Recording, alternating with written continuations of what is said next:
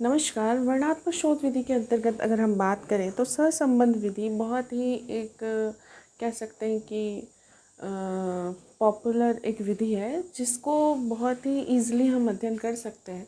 अगर वर्णात्मक शोध में सहसंबंध विधि की बात करें हम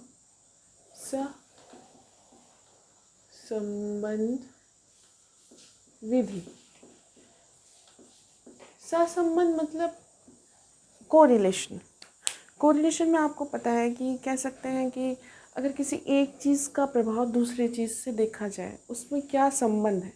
एक को बढ़ाने पे दूसरा बढ़ रहा है या एक को बढ़ाने पे दूसरा घट रहा है, एक को घटाने पे दूसरा बढ़ रहा है, ये क्या हो रहा है। या एक को हम बढ़ाएं या घटाएं कोई प्रभाव नहीं पड़ सकता। तो जब ऐसे किसी पद्धति का हम प्रयोग करते हैं तो उस विधि को हम वर्णात्मक शोध के अंतर्गत सहसंबंध विधि कह सकते हैं। यह मुख्यतः 3 प्रकार की होती है। फर्स्ट है पॉजिटिव या धनात्मक, दूसरा है निगेटिव या ऋणात्मक, और एक है शून्य मतलब जिसमें कोई भी प्रभाव देखने को नहीं मिलता। अगर हम धनात्मक की बात करें तो अगर हम किसी एक चर को बढ़ाएं,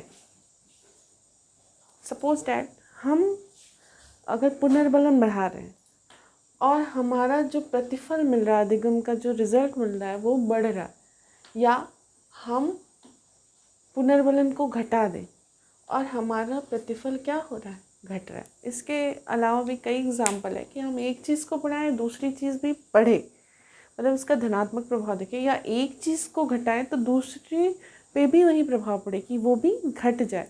तो ऐसी जो सहसंबंध विधि है उसको हम कह सकते हैं कि यह धनात्मक सहसंबंध विधि।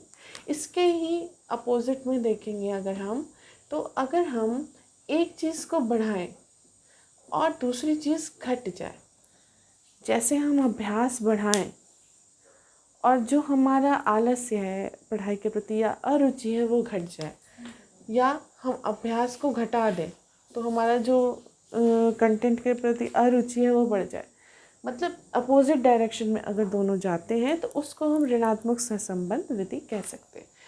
अनदर जो हम देखते हैं वो है कि अगर हम एक चीज़ को बढ़ाएं और दूसरे पे कोई प्रभाव ना पड़े, या एक चीज़ को घटाएं उस और दूसरे पे कोई भी प्रभाव ना पड़े, तो ऐसी विधि को हम शून्य सहसंबंध विधि कहते हैं।